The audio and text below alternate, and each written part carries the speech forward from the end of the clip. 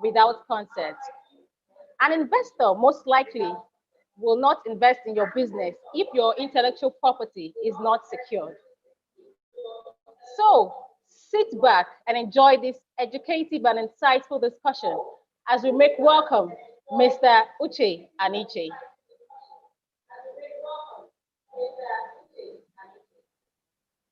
Thank you.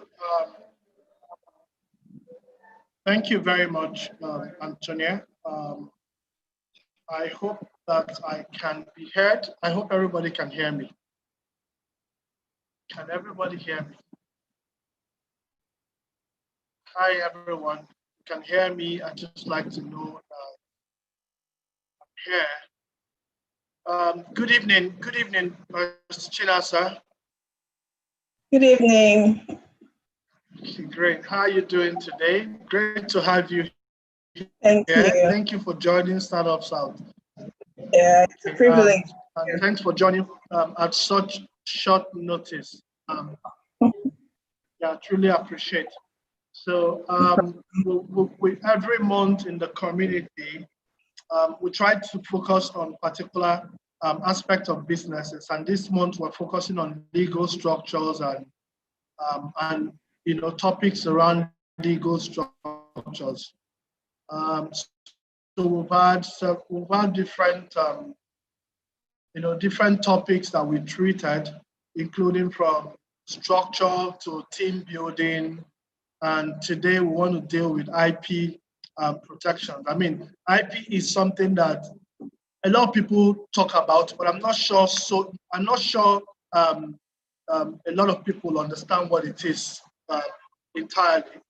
Not to talk of the startup founders themselves. I'm not sure so many people understand what it is.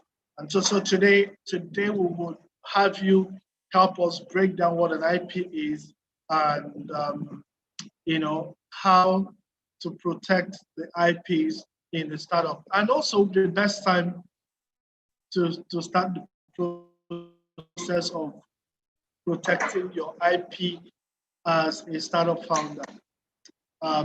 So without further ado, can I just say the floor is yours. Oh, by the way, if you're listening, Barrister China Sowana she's a legal practitioner, but she's not just your ordinary lawyer. She's an IP intellectual property lawyer. She works in the media and entertainment space. And Barrister, you want to just go ahead and tell us a bit about you before you start? Okay, that's fine. Good evening once again. Good evening, everybody. It's a pleasure to be here. It's an honor for me to talk about intellectual property because this is what I've been doing for over a decade, and it's part of my life. I'm an IP lawyer, intellectual property lawyer. I also deal with technology, media, entertainment. I work with a law firm, Banwo and Igodalu, one of the top law firms in Nigeria. I'll say the best law firm in Nigeria, commercial law firm, that is. And it's my pleasure, like I said, to talk about intellectual property with you. I have a bit of a cold, so I would just ask you to bear with me if I have to clear my throat or something as we go along the way, but I just had to do this when I was asked to come and speak. So without further waste of time, I will just talk about intellectual property, like I said, or IP. Intellectual property is just that field that deals with the creations of the mind, the creations of the intellect, right? And I know when I say that, sometimes people find it a little bit difficult to understand and say, okay, until you start saying, oh, it's about trademarks, patents, designs, copyright, and so on. And they say, oh, okay, now I understand what you're saying. If you tell someone that you have a plot of land located at number 255 Folawo Shibo Street in Lekki Phase 1, they immediately know what you're talking about. You can go there, you can ascertain the plot of land, you know what it is, you can see it, you say, okay, measuring so and so square meters and all of that. If you say you have some money in the bank, obviously it's something that you can easily go and see, or there could be documentation in respect thereof. If you say you have whatever sort of property it is, whether it's landed property, like I talked about land in Lekki or elsewhere, or you have a car or you have something, people can easily ascertain it and they can see it, they can touch it, they can feel it. So it's easy to identify with. But if you say that somebody wrote a song, or someone came up with some idea and created an invention that can, break certain things down in 1 second and all that, people wonder, what are you talking about? What's the property in that? How can I have a property in a poem or in a song or in some machine or in a software? It's usually very difficult for people to, appreciate what that is. But the fact that it's intangible is what intellectual property is all about. It's some rights that you have for some intangible things that you have created, but which the law recognizes should be protected because you have created it, because there's been some sort of, intellectual input. There's been some sort of maybe research and development that has gone into getting that thing. So for instance, as we're talking about the COVID-19 right now, and people talk the coronavirus, and there's like, oh, okay, there's a cure for it. There will be a drug, there'll be vaccines, there'll be, whatever it is that those in the R&D institution come up with. A lot of money has gone into research for it. A lot of time has been spent or expended on it. A lot of, intellectual input has gone into discovering a cure for the coronavirus and all of that. So the point is, whatever the law recognizes that all that creativity, all that intellectual input should be protected. And intellectual property is that area or that field that protects it, okay? All over the world, there are different types of IP. So if, for instance, and I'm going to just breeze through them because we're going to be talking mainly about some misconceptions that people have about intellectual property. Like Emuche mentioned when he was talking, IP is the word that is bandied around. Everybody now says they do intellectual property, or you hear people arguing and they say, oh, that's my intellectual property that somebody wants to take, or that he has stolen my intellectual property and things like that. But the question is, do you really know what your intellectual property is? Do you really know what you have? Do you really know what is being protected? Or do you have some misconceptions, or is there some misunderstanding about what it is that you have, what it is that should be protected, or that is protected, or that you have left unprotected? And unfortunately, you find that there's so many companies that, let me say companies and individuals, startups, even some very big, well-established companies who haven't taken the required steps to protect their IP. In my experience, we've come across so many big names. For confidentiality, I can't mention their names, but there have been so many big names, that you'll be shocked to know that they haven't taken steps to protect their IP. And then it's when we now start doing some sort of IP audit or, legal audit of their companies or their businesses and all that, that realize that they have some very important IP that has not even been protected, and people could just walk away with, and they wouldn't even know anything about it.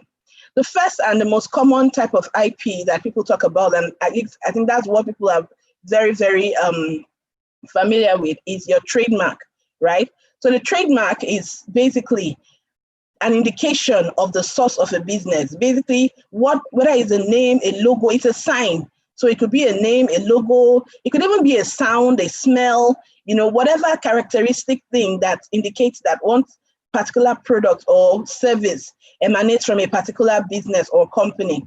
So if, for instance, you have the name Chinasa, right? And Chinasa is used for shoes, right? My trademark would not be shoes, obviously, nor would it be, high heel shoes or something like that. But it would be that thing that distinguishes my product from the next person's in the course of trade. So that would be the name.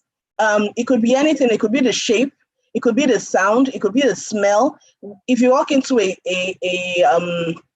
phone shop, let's say Slots, for instance, and you want to buy buy a mobile phone or a mobile device, right? You would see some logos. You may see the Apple with a little chip away from it. You could see the Samsung name or logo. You would see LG. You would see different types of phones and all that. It's the name that would let you know which one or which product you're buying, who produced it, who manufactured it, and all that. I'm not going to dwell so much on that because it's pretty straightforward. And then we come to a patent. That's another type of IP that's also common here. A patent basically is, the grants by a government for an invention that is new, capable of industrial protection and that is useful. So for instance, anyone that, or an improvement of it. So if you come up with an invention, let's say, okay, I was talking about pharmaceuticals some minutes ago. So let's say if I'm a product, a medicine or a pharmaceutical product, right? The government would grant you, or the manufacturer or the inventor or whoever, the company that, that created it or came up with that pharmaceutical, a right to exploit that product for a period, typically 20 years. In Nigeria, it's for 20 years, right? And then after which it will fall into the public domain. What that simply means is that after which it becomes free for all. The rationale behind patent protection is that, the government wants to encourage creativity and also wants to reward creativity, efforts, money that has been expended, research and development and all that has gone into creating something. So you could get patents for pharmaceuticals, patents in the technological space, patents in different, even agricultural, biotechnology, all sorts of spaces, as long as you're able to create an invention, come up with something that is new or is an improvement of what already exists in the state of the art. And that means what already exists in the industry, in the particular industry, and is capable of industrial application. So if I go to my house and just invent something that cannot be, produced in an industrial numbers or quantity and all that, then it can be patented. Or if I go and create something that already exists or someone has already created, then I can get a patent for it. Okay. And then the next thing I'm going to talk about real quick is copyright. Right? Copyright is it's sort of called a negative right. It's a right to prevent others from copying what you have, created and all that. So when you have an idea and you put that idea, you express that idea in a particular way. So whether it's in form of a song, words, lyrics, sound, or whatever, even for software, you get a particular source code and you can get something that is useful and all that, you can get you automatically get copyright protection for it. Now, in the field of copyright, unlike patents and trademarks and all that, where you have to formally go and, apply for registration and all that, copyright is automatic as long as what you have come up with, that idea that you have, has been expressed in a particular manner that is called fixation, and as long as it's original. Originality simply means, again, that it is new. No one has ever done it before. No one has ever come up with that idea and all that. And it's important to note that copyright protects not the idea, but the expression of the idea. And this is very critical, particularly, for instance, in the technology space where you have all sorts of people coming up with apps and all that. There could be millions and millions of apps that deal with, let's say, that are used in the financial industry and all that. And if you just read what's this app for, you simply say, oh, this is an app that is used for payment and all that. What would differentiate one app from the other, or one product from the other product, or solution from the other solution, is actually how it has been expressed. What exactly it does, recovered under patent, but then in terms of copyright, how you have expressed it, what you have put together. So for instance, the easiest way I used to explain this is when I talk about love songs. Anybody can sing a love song. You can say, I love you, boy meets girl, oh, they fall in love and all that. And you sing a song, I love you and all that. I love you, the concept of love, of a boy loving a girl, is not something new. But what is new or what is different is how you express it, So Janet Jackson can sing about love, Davido can sing about love, name it, Two-Face can sing about love and all of that. But then the difference would be their lyrics, the difference would be the arrangement of the song, would be the sound recordings and things like that. So that's about copyright. We also have designs, right? And designs generally just protect, the ornamental aspect of a product. And it's very important, depending on the business that you're doing and how you're going about it, to have a special design, because that's what attracts people. So you could have a product that is really, sharp, really very good and all that, but people may not be so interested in that product until they see how sleek and beautiful it is. One company that has managed to, really win the design what I call it a war now, is Samsung, because Samsung, at the time when others were focusing on other phones and all that, companies were focusing on, the functionality, focusing on some other aspects of their products. Samsung decided to focus on, the beauty, the look of their phones and the feel of their phone and all of that. And that was how they actually made big gains in the market. I'm not saying that they don't focus on functionality and other things like that, but the ornamental appearance. Now you talk about the Louis, for instance, and the red soles, and things like that. That's what design is. Now, design protects just the ornament, the look and feel of your product. Okay, there are so many other types of intellectual property. Like I said, I just want to run through them so that I can focus on the main thing I want to talk about. And some of those things include domain names. If you have the name of your company written a particular way, it could be exactly the way your trademark is or your company name is, www.whatever.com, .co or .co.uk or .ng.com and all that. Now there are top level domain names and there are country level domain names. So top level domain names will be things like org, com, and so on and so forth, int. Whereas the country level domain names will be those that are specific for each country, like for Nigeria.com.ng, for Hong Kong.hk, for UK.co.uk, and so on and so forth. Now, all of these still form part of your IP. So for instance, if you have a particular or a special trademark, and you have a website, now you use your name for your website or for your domain name and all that. People that go to the internet and search or look for it, it will pop up. Okay, so it's important that you also protect it and ensure that nobody is using it to either sell counterfeit products or using it to pass off their product as yours, or even basically like cyber squatting and buying it off, so that when you now want to use it, you now have to go and settle them and all that, pay huge sums of money. And I've dealt with so many cases like this.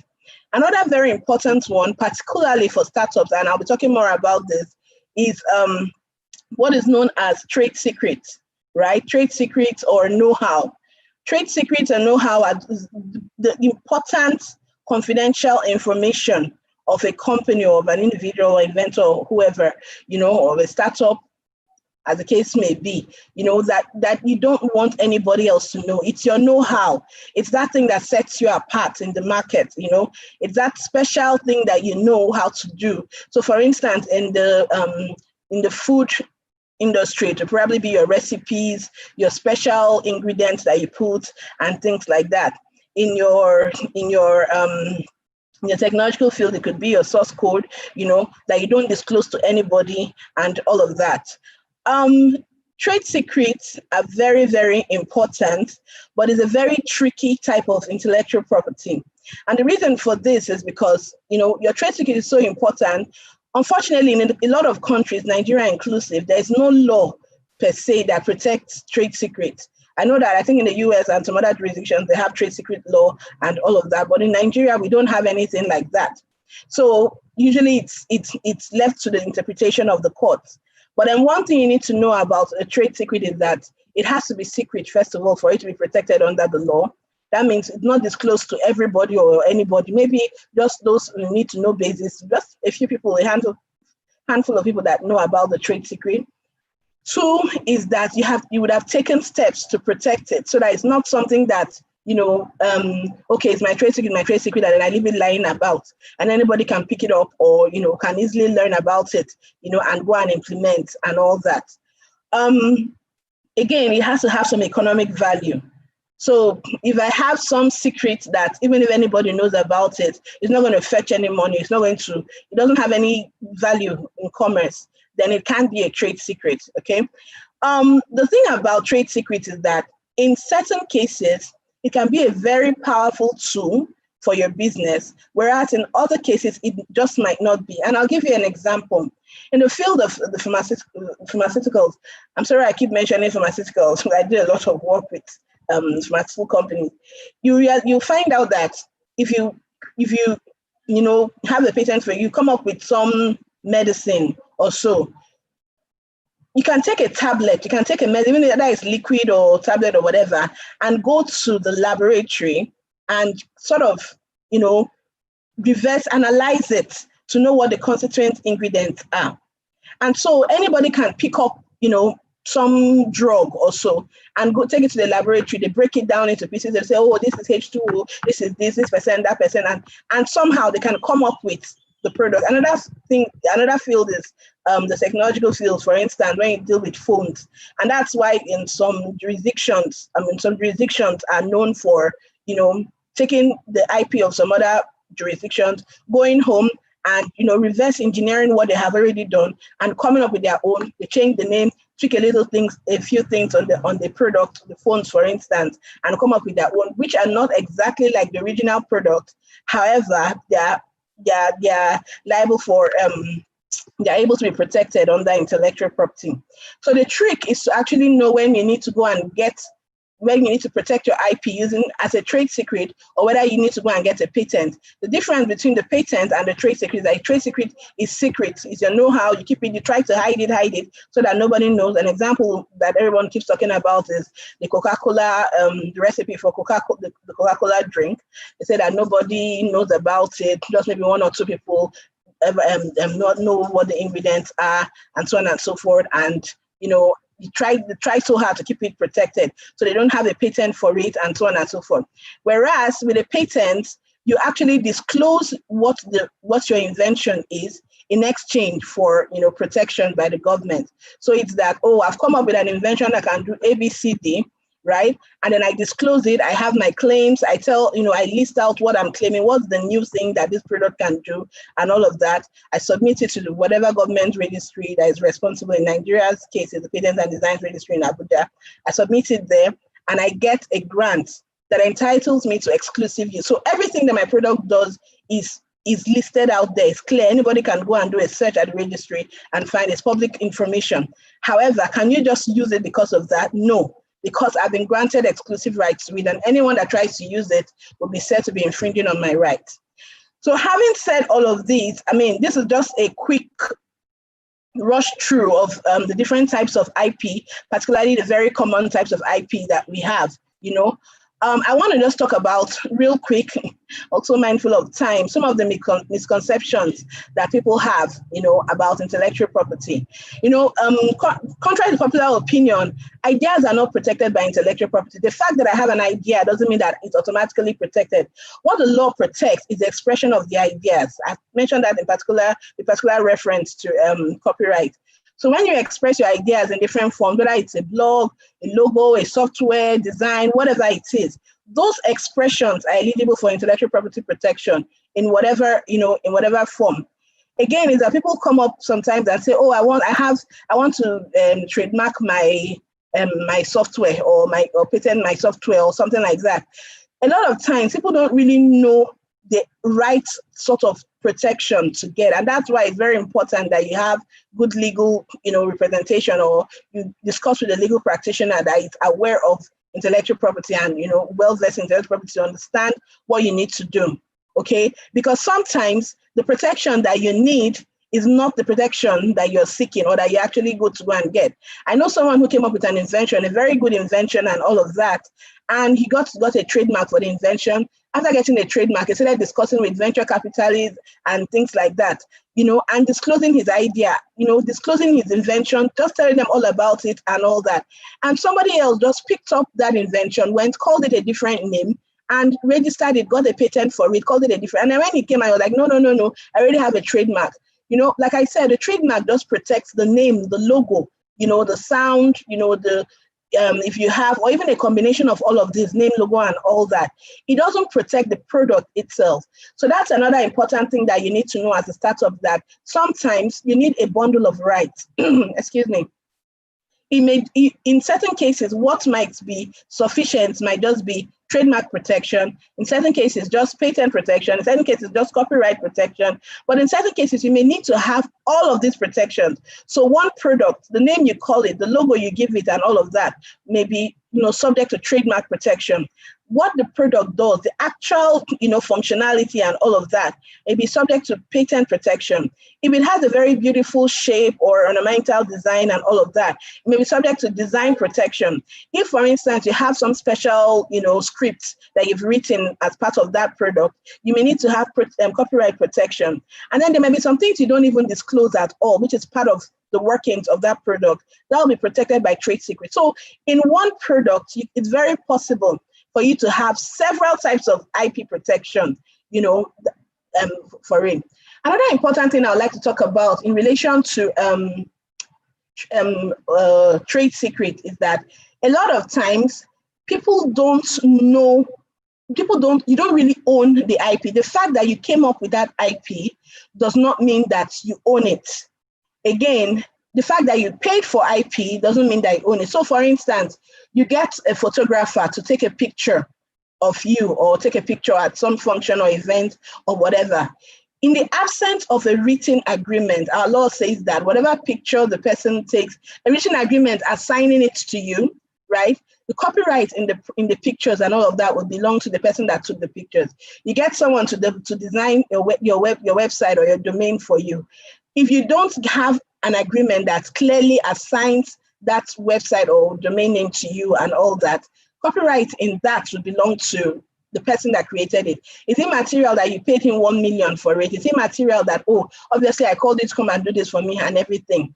Under our laws, you should have a clear agreement. It has to be written, not oral, stating that, look, I've transferred the right, or I assigned the rights. I've been asked to do this work. I'm assigning the right to this person who has paid me money to do so and all that. And that's one mistake that a lot of businesses make. They don't really take care to ensure that they own the IP. So it's important to note that the fact that you have paid for your IP does not necessarily mean that you own the IP. Again, in relation to know-how or trade secrets and all that, in a business, what typically happens, the kind of scenario that we have is that a couple of people come together, they come up with they have an idea, they start developing their idea, they express the idea in some way, they get a product, the product looks like it's promising and all of that. They start talking to more and more people, perhaps or not. It might even be just relegated to just those few people that came up with the idea and be talking about it and all of that. But then there are 2, 3, 4 people. Before you know what's happening, one travels to Canada, or one leaves the company, goes to work in another company, or maybe you don't even have, clear-cut agreements amongst yourself and all of that. The person lives with with all he knows, right? That trade secret is in his head. The know-how is in his head. He goes to company B and starts pouring out all that he knows there, So one thing that is very important for startups, and one advice I usually like to give is, make sure that you actually, number one, conduct an audit of what is the IP that you have. This business that you're doing, what IP do you have? Do you have any special name you're using? Does the name belong to you or to your company? Do you have any special logo? Do you have any special thing that you've come up with? Any special script? Is there a particular trade secret or whatever? Do you have some necessary agreements amongst yourselves to ensure that the people that know about this don't go out with it or don't take it away and it belongs to the company, and so on and so forth? Again, know that anyone that is doing any work for you, please be sure and be certain that whether or not the person has been paid, the IP belongs to you. Excuse me.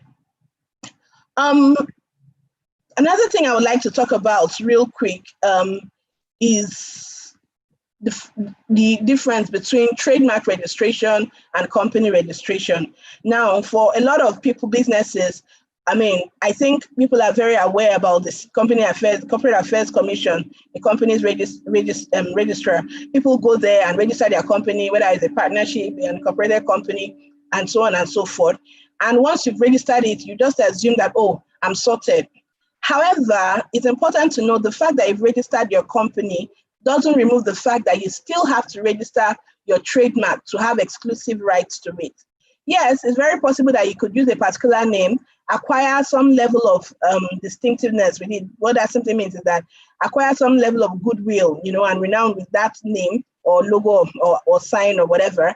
And so that everyone recognizes that it's yours, and you could maybe go to enforce your rights through passing off in court.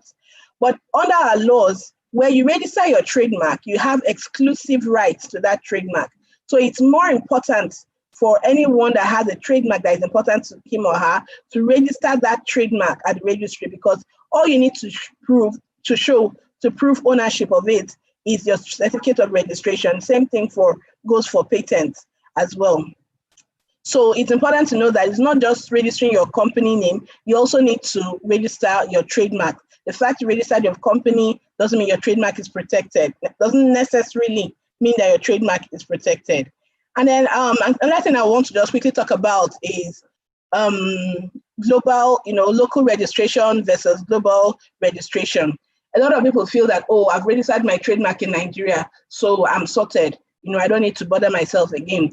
And it's so funny because sometimes you enter into international competitions, hackathons, this and that, with your IP, whether it's your trademark, your patents, whatever it is, and you expose what you have, international to people that are not in Nigeria.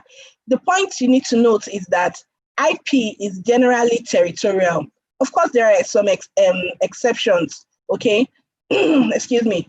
However, if I use my trademark in Nigeria, in Ghana, in Brazil, in the US, and the rest of them, I better be thinking about registering it in all of those jurisdictions. Luckily, there are some international filing systems that help you, I'm trying not to go too deep into this, so that I don't overload you with a lot of information. But there are some international. I think you're doing awesome, and I think you should just go ahead. Okay. There are some international, treaties that Nigeria is a signatory to, but that was domesticated, it is another thing altogether. But there are some international treaties and conventions that allow you to, file your trademark in more than one country at a time. A very good example would be the OAPI, the Organization African Protection of Intellectual Property, simply meaning African Intellectual Property Organization, that allows you to protect with one filing, you're able to protect your IP in all the Francophone speaking countries, okay? We have the PCT, the patent filing system, that covers over 170 countries and so on and so forth. So that with some of these, you're able to file in more than one country at the same time, and possibly save some costs that you ordinarily wouldn't have been able to save if you had gone one after the other, jurisdiction by jurisdiction, to protect. But the point I'm just trying to make here is that you need to note that generally speaking, IP is territorial. Yes, there are some exceptions. For instance, a very well-known trademark like, let's say, Apple or Coca-Cola or Mercedes-Benz and all of that, where some countries recognize well-known trademarks, whether or not they've been registered locally and all of that. However, it is good as a business for you to sit down and, think about the areas or the jurisdictions where you have business interests and decide or choose which ones you would like to, get your protection in. Okay, so for instance, if you are a business person and you're interested in Nigeria, Ghana, and let's say Venezuela, right? It would be a good idea for you to get protection of your IP in those jurisdictions. If you're able to do that through the international filing systems, through those conventions and treaties I talked about, fine. But if you are not able to do that, then you need to maybe get in touch with a lawyer in those jurisdictions. And that leads me to another misconception that people have, that intellectual property is very expensive. That is, applying for registration of intellectual property is very expensive. I would say that that's also false, that flows with the idea of, intellectual property being an intangible thing. People don't really understand and they don't know why they should go and spend so much money. So you see someone, a business person, you get an idea or you have a business, an invention. The first thing you're thinking about doing is renting a big office somewhere, putting it up to bringing it, making it so nice and lovely, everywhere, conditioned, beautiful paintings and all of that. And you feel like, okay, I've arrived. Some people would even go as far as getting cars and all of that. And all of that is good and fine. But you know what? Without your intellectual property, without your IP, your business is nothing. And it's better that you invest some money, just a little money at the beginning of that business. You stand to gain so much by getting your IP sorted before other things. Number one, once you get your IP sorted, you reduce the risk of infringement or the risk of, loss, huge losses in the event of an infringement, the event that an infringement actually does take place, okay? You look more attractive to investors and to, venture capitalists and the rest of them. I've been in countless meetings where people walking, in fact, I have a particular client that is always inventing one thing or the other. And I've attended meetings with him, with those who are interested in his products or his solutions and all that. And usually when they start the conversation and they're talking this and that and that and that, once he says, oh, I have my patent certificate here, I have this, the conversation changes. Because realize that, look, you're taking yourself as a business seriously. You realize what you have in your hand, realize the value, and it's the value that you place on what you have that people will place on it, okay? IP registration for most types of IP, between 100, 150,000 naira, at the most times you can get your IP registered in Nigeria, okay? So it's not something that I would say that it's so expensive that you would risk losing out on the core business thing, what would I call it? The diamond that you have, because you're dealing with some peripheral issues and all that. It is more expensive to have to deal with an infringement matter. It is more expensive for someone to steal your idea and walk away with it, and you can't do anything about it. It is more expensive for you to try to buy back your IP. I had a client that so many years ago, before the bottled water business was involved, was doing business in Nigeria and dealing in juice, drinks, and all of that. And we advised that client to register its water business, bottled water business in Nigeria. And he said, no, Nigeria is not a country of interest for us at the moment, blah, blah, blah. And they went ahead to do other things. Some guy in some part of Nigeria went and registered that name. And at the time that bottled water, pure water, and the rest of them became huge business in Nigeria, they tried to register it and they had to settle with the guy by paying huge sums of money to have that name transferred to them. I could give so many examples. There are so many cases we've done in trademark opposition at the trademark registry, even in terms of patents, that you realize that people didn't take adequate steps to protect their IP on time. And in the end, it cost them millions of naira just to get it back, or to get some level of protection. That's not to talk about people diluting your IP and making it very common or using it for other things, okay? Another thing I want to talk about, and this is very important because for startups in particular, when you're sharing your ideas with people or you want to do things, you just feel that, oh, I need to have an NDA. An NDA is a non-disclosure agreement. And unfortunately, again, a lot of startups and businesses just go online and print something. I've reviewed so many. Some of them you even see between Mr. A and Mr. B. But when you now go down, you see, oh, governing law is American law or law of New York. Or you realize that they just downloaded that from the internet, okay?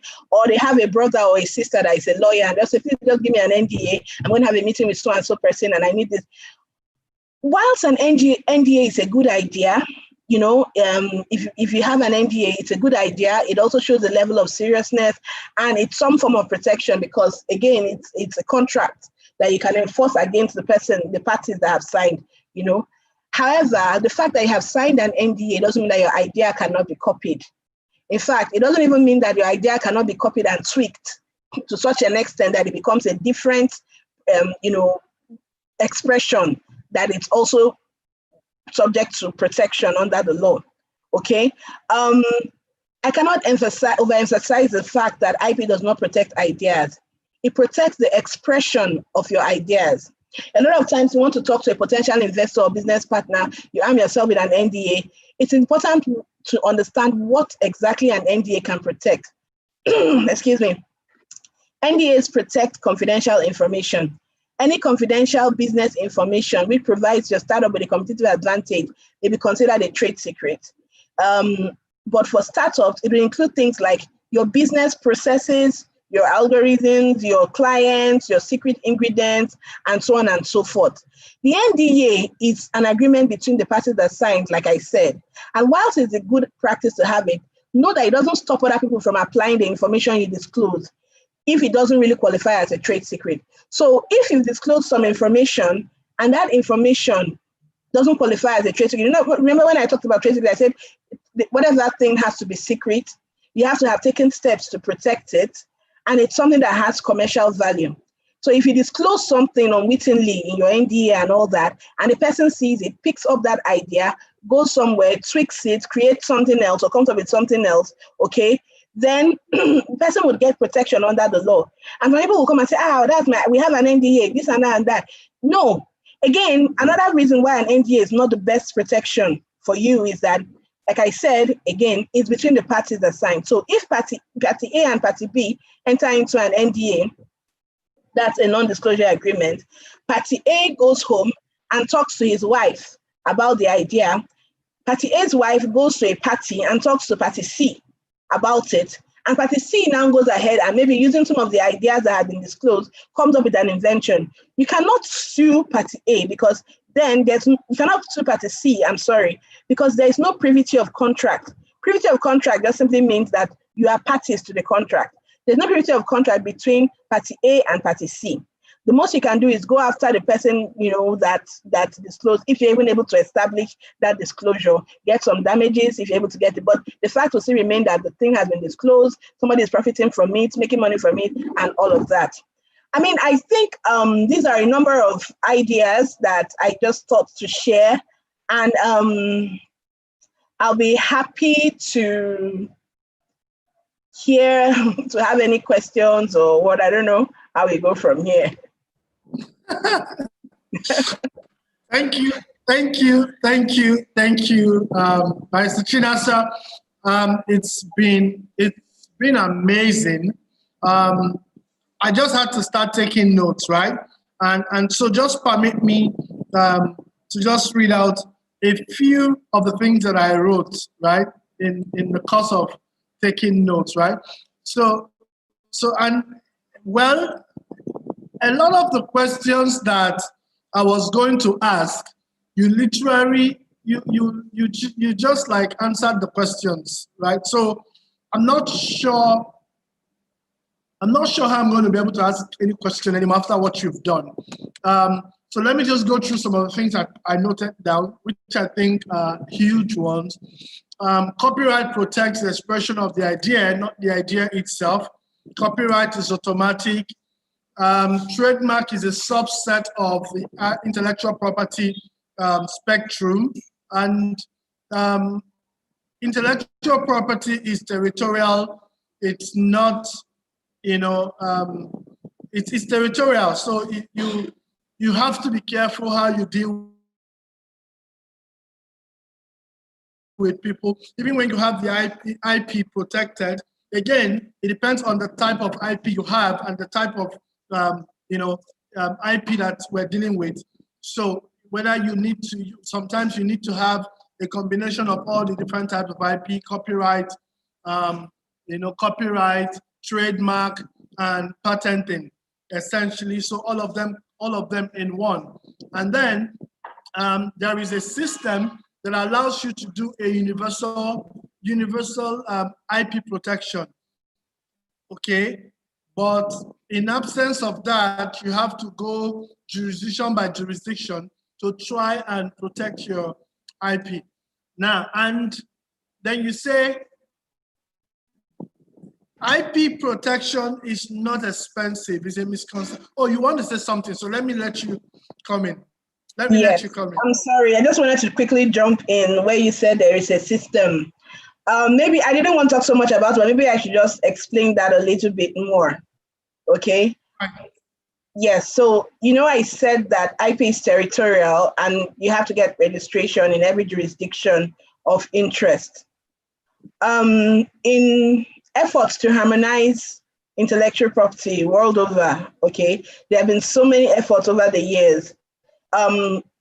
There a lot of conventions or treaties,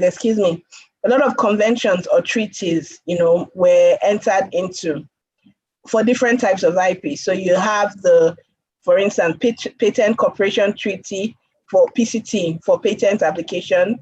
We have the Madrid Protocol or Madrid Agreement for trademarks, the Hague for designs, and so on and so forth. And we even have some for copyright and so on. What those sought to do was to basically harmonize intellectual property protection world over, so that if I have IP I don't have to necessarily go, every country by country and start asking, I want to put my IP here. It may be difficult, for instance, for a business to do that, for even well-established businesses to go to all the jurisdictions of interest, not to talk of, startups and young businesses to go to all the jurisdictions of interest. There may be plans to expand and all of that, but it will take a while. So this treaty, so it's not as if it gives you, merely you apply, you get international protection, or that there's one international system, filing system per se.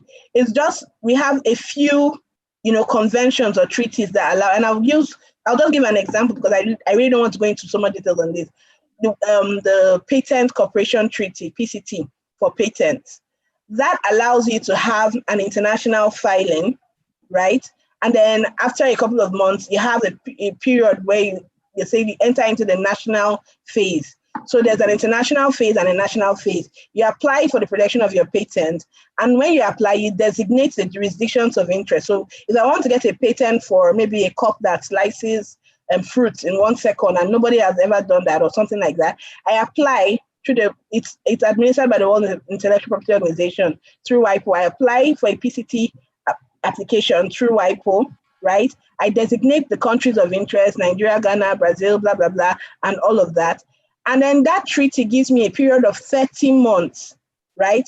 Within which to go to all of those jurisdictions I have indicated to get my protection. It's called the national phase. So after the international phase where you do the application, there's an international search, examination, and all of that. International search report is obtained. And if the patent is free, there's no prior patent like that, product or invention like that has ever been done by anybody, I have a period of 30 months. And that's a period that allows me, within that period, I can make some more money to go to some of these jurisdictions of interest. I can choose and say, okay, I was interested in Brazil, but man, I can't go to Brazil anymore. I think I should better focus on Nigeria and Germany and Ghana or something like that. Okay. But within that period, no other person in any of the contracting states can apply to register the same products. Okay. So whilst it's territorial and all of that, nobody else can, in any of those territories, can get a patent for the same thing. That's just an example of what I'm saying about this international filing system. The second one is the ORP, where you file one application and immediately covers all the countries in the Francophone Africa. So Benin Republic, Cote d'Ivoire, Togo, and so on and so forth. If I apply to register my trademark or my patent or whatever it is, once I do one application, the 17 countries that are member states, my application covers all of them. Okay, so there are regional filing systems like that, but it's not like it's an international thing per se, or one application per se. I just wanted to correct that.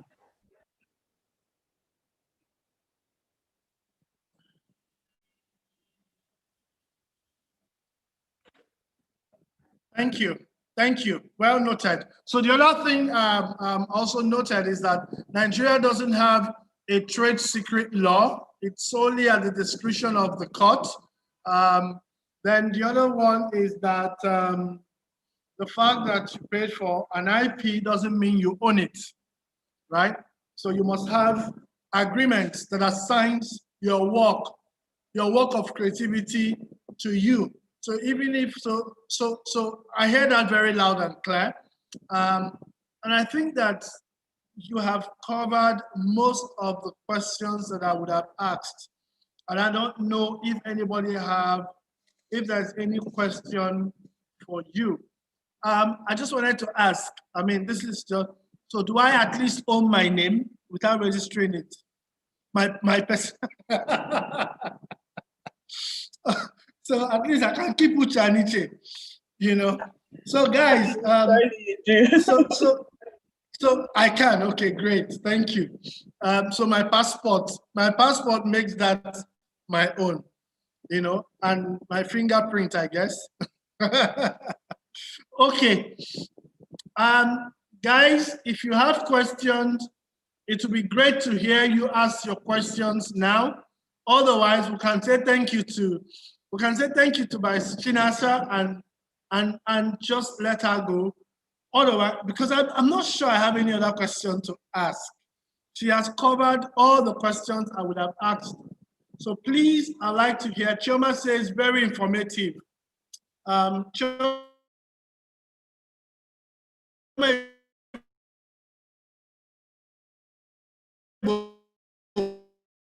says very informative. Then obviously you have, what I used to say is that it's either you have confused us so much that we do not know what to ask, or you've so dealt with us with information that we're very, very satisfied that we don't know, we can ask questions. So it can either be one of the two, but I don't think it's the first one. I think it's the later. There's no middle ground. I think it's the later. Thank you so much, Chinasa. I don't know how to say this. There's something I just want to ask before you leave. And you made mention of the fact that people go to pitch. A lot of times you hear people come to pitch to the network that I run, and some of them will say, hey, I want an NDA. And I've heard investors say over time that, listen, I don't have this time.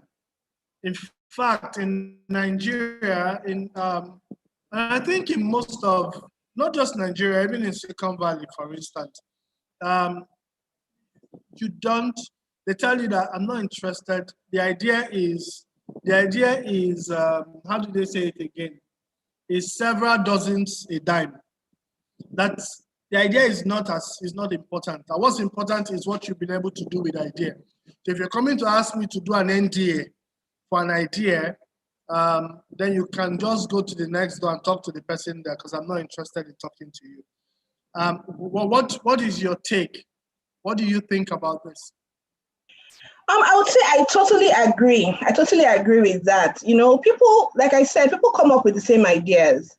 We're, what is it, Homo sapiens, we're the thinking men or man or whatever, and I can come up with an idea in my home here in Lagos, and somebody else come up with the same idea or something almost similar, in Gabon, and that person come, even in Lagos, so many of us can come up with the same idea, okay?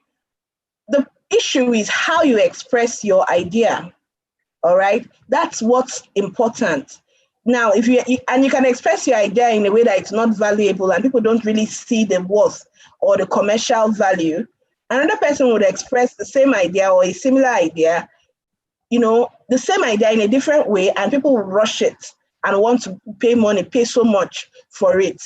Okay, so it's not the idea, and I wish that a lot of businesses would know this.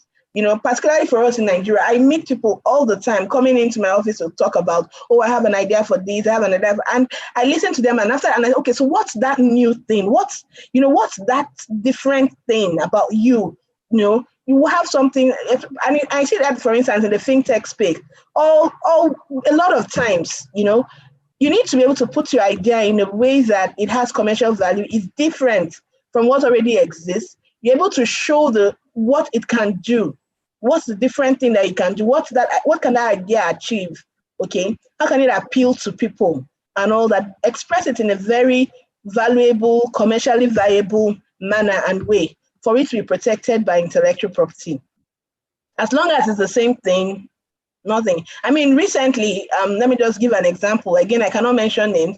We did some work for one of the top telecoms companies in Nigeria, and they had an issue between two patents, that were kind of similar. In fact, on the face of it, they were identical because they purported to do the same thing.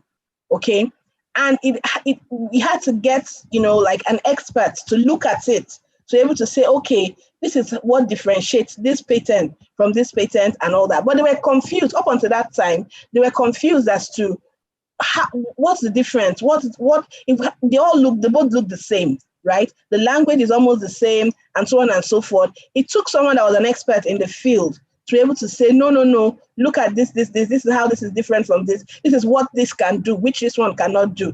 And then it helps the client to make an informed decision as to which patent to go with. Okay? So it's the expression that is very important. Thank you. So it seems like a few people have woken up and they have a couple of questions. And that also reminds me of something that, which I think is not, I'm not sure it's something that you probably, I'm not sure it's a straightforward answer I will get, but I will try nonetheless. What's an idea of a cost of registering a patent what's an idea of a cost of registering a patent? That's number one question I like to ask. Then the other one, Emmanuel is asking, is there a link to apply to WIPO? I believe it's WIPO is the correct acronym, WIPO. So he's asking, is there a link to doing that? So I think it's the same question Etel is asking. Can this be done online? So just let us know what can be done online and what can be done online. And then what's an idea of a cost for a patent, and then maybe copywriting, and what are the steps to take?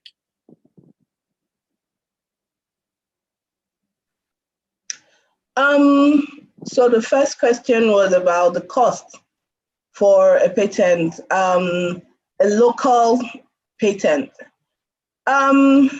And you rightly said that you might not get a straightforward answer. I would prefer not to give a straightforward answer, and I will explain why. Okay, there are statutory fees involved in getting patent protection, and then there are official fees, there are expenses as well, right? Then obviously professional fees for any agent or legal practitioner that would be handling it for you. And like I said when I was talking, it's not as expensive as you would think. Typically, with about 100 to 150, 200, depending, you can get your patents registered in Nigeria. For other jurisdictions, I might not be able to talk about that now. Now, that's the figure I quoted is an all-inclusive fee, which includes the statutory fees, the expenses and all that, and the typical, maybe I would say the average professional fees you will get from a legal practitioner to represent you at the Patents and Designs Registry. But I can't speak for people. Different legal practitioners place, different values to their fees. So what someone can do for 50,000 naira, another person will do for 400,000 naira, and it's what they decide to do or charge or bill you. Okay, I've just given what I think is like an average or what you would typically find, and I don't think that is too much when you look in the scheme of things for what you want to do if you look at the big picture. Now, in terms of WIPO and WIPO applying for a PCT application through WIPO and all that, my advice again would be to go through a legal practitioner, and I will explain why. Okay, yes, you can file online and all that. WIPO has what you call receiving offices. Okay, so if you want to file an application, the application has to be made at one of the recognized receiving offices. Unfortunately, Nigeria is not a receiving office for the purposes of the PCT, but there are countries like China, the USA, I think the EU as a jurisdiction is a receiving office, and I think India and a few other countries, okay? So it would be wiser and better if you go through either a Nigerian legal practitioner that could put you across to, or put you in touch to, with a legal practitioner in one of the receiving offices, or you could even go to the WIPO website. I think it's www.wipo.int, if I'm correct, I think so, and check for the recognized receiving offices and look for a legal practitioner in any of those jurisdictions. You need a legal practitioner because you would need to draft your claims. You need claims are basically what it is that what's the new thing, the novel thing that's different from the state of the art that you are claiming. You need to prepare the application in a format or a manner that will be acceptable to them, and so on. So it's not something I'll ask you to venture in alone. That is why I'm stressing the legal practitioner thing. Was there another question? I don't know. I'm sorry. So the steps. Oh, the steps is for a local patent. That is a patent you are filing in Nigeria. Okay, I've talked about the international one briefly, where you have to go to a receiving office, you submit your application, and designating the countries of interest, an international examination is done, international search reports generated, and so on. And then the application enters into the national phase, which is the point where you now go to those countries you've designated. So even if you designated 50 countries, you can minimize it to 2 or 3 of that you are of utmost importance to you. And within the 30 months, I mean, you have that window within that 30 months to do all of the application, to go to all of those countries. That's under the national phase. It's a different process. Under Nigerian law, if you want to apply for a patent in Nigeria, what you do is you prepare your application. Your application will include the application form, stating the title of your patent. So for instance, a method for chopping salad in 2 seconds or something like that. You call whatever you call it, so maybe you can call it open case or something, right? And the application will have things like the name of the applicant, the status of the applicant, Nigerian citizen, person or a company registered in Nigeria, things like that, and so on. Then you talk about what the patent can do, excuse me, what the patent, the invention, can do. Clearly, there's something called an abstract, which kind of summarizes what the invention is. One of the documents you need to submit. Another document you submit is a detailed specification. So the specification was just like a detailed outline of what it does. Like this is the product that does A, B, and C. For instance, if there's a device that is involved, a device measuring this to this, including this at so and so temperature, things like that, it has to be detailed, explanation of the invention, stating clearly the claims. The claims are, I am claiming specific protection. So there's a lot of information you're going to pour out there, but you get a patent for the things you claim. If you say that this product can do A, B, and C, you need to clearly state it. Or this product is an improvement on what existed in such and such way. You write it out. Those are the things that will be, the actual thing you're claiming will be in your claims, right? If there are any specifications, any drawings, any diagrams that form part of your explanation, they have to be there. If there's an assignment, so for instance, in a company, if a company is applying to register an invention, there's an individual. Whilst we understand under the law, a company is a separate person, we also know that there are individuals that are in that company that come up with, or that discover or create whatever. So for instance, if it's in an R&D university, there'll be a professor or professors, or either 1 or 2 or 3 people that were working on the product, right? Their names will be mentioned in the patent, and there'll be an assignment of that invention to the applicant, whether it's a university that is applying for it or a company that asked them to do the research and all of that. So there'll be an assignment. You have to submit that document, okay? Except it's an individual that came up with it, that created or invented it, that is applying by himself. And then the applicable fees, okay? When you submit all of these things at the registry in Nigeria, let me not say unfortunately, well, unfortunately, I would say, does only formal examination, okay?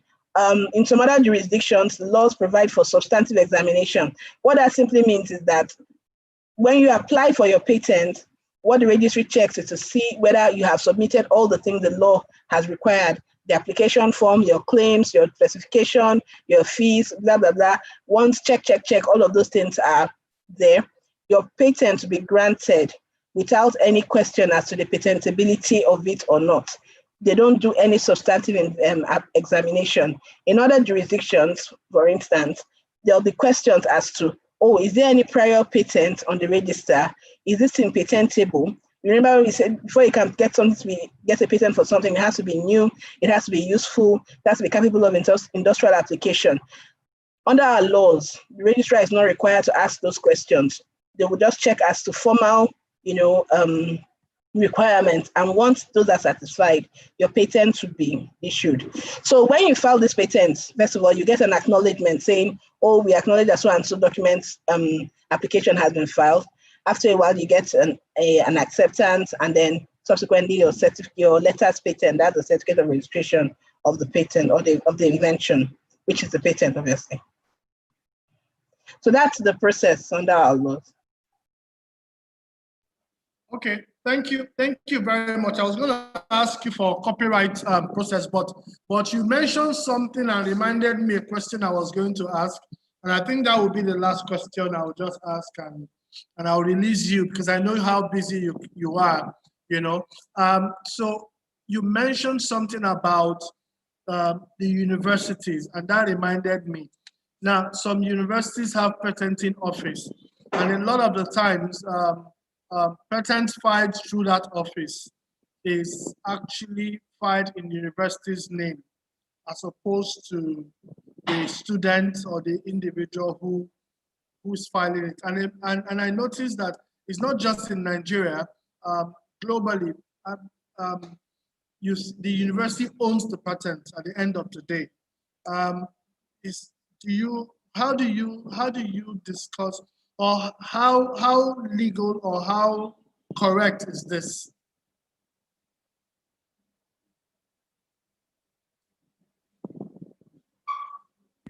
Sorry, I was muted. I didn't know that. Yes. I would just say that again, all of these things depend on contracts, okay, and what is written. I'm aware that for a lot of R&D institutions, you have to sign agreements clearly stating that anything that you discover or you come up with and all of that belongs to the institution, okay? Particularly if you're using the institution's facilities, materials, and all of that at the time that you discover or you create whatever it is that you create. So I would just say that that's based on agreements, okay? And it's not just something that it's for R&D institution, even for companies. We did a legal audit of again, I don't want to mention it, but a very big institution in Nigeria, and we realized that they had loads and loads of IP that were just there, and because they didn't have any agreement, people who had come up with these things, these guys basically owned it. Now, the guys didn't know that they owned this IP. Otherwise, I'm sure they would have tried to make some money from it, off the institution. And the institution didn't even know that those guys owned the IP until we did the audit. And we realized that that was the case because there was no agreement between them and the institution. It was just like them there working so hard, coming up with inventing all sorts of things, all sorts of products and solutions. And there was no agreement about who would own what and all that. And in the absence, like I said, under our laws, in the absence of an agreement to the contrary, it is a person that created it that owns the IP. So we had to use some ingenious ways. If you're interested in knowing, you can come and meet me after now to, get them to get the IP, get the institution to own the IP because the institution was our client, okay? So in the case of R&D institutions, I would just say that the case is usually that there are some agreements that these people sign, which basically transfer all their rights, all the IP and all of that to the institution. Now, there's something called moral rights under intellectual property law, usually in the field of copyright. And moral rights are like rights of attribution, right to be mentioned as the person that came up with something, and things like that. Okay, right for your work not to be desecrated per se, So what that simply means is that if I was the one that created something, I'm an inventor, even if by virtue of the fact that I've assigned my rights, now those will be the economic rights in that invention to the institution, I still have the right to be mentioned as the person that came up with that invention or created it, because the law still recognizes my intellectual, input in that work or that creation. Okay, so you would find that in most cases, even though you say, oh, this work belongs to the institution or blah, blah, blah, they will still mention inventor, Miss Chinasa Owana, this, Mr. This, and you understand, their names will still be listed there, and so on and so forth. Thank you so much, Chinasa. Thank you so much. It's been such an awesome time with you. And I hope that we'll be able to have you some other time again, so that we would. We can have so much to talk about IP, Well, thank you so much. I appreciate that you took your time in such a short notice to come on to deliver this heavy duty information to us. And I think everybody agrees that it's been a heavy duty dose of information. Thank you so much. We appreciate you. Thank you so much as well. It's been my pleasure. And feel free to reach out anytime if you have any further questions or anything about intellectual property. Just a phone call, email away. Thank you. Sure, we will. We'll reach out to you. Thank you very much. And do have a great weekend. And you too. Thank you. Bye. All right. Bye-bye.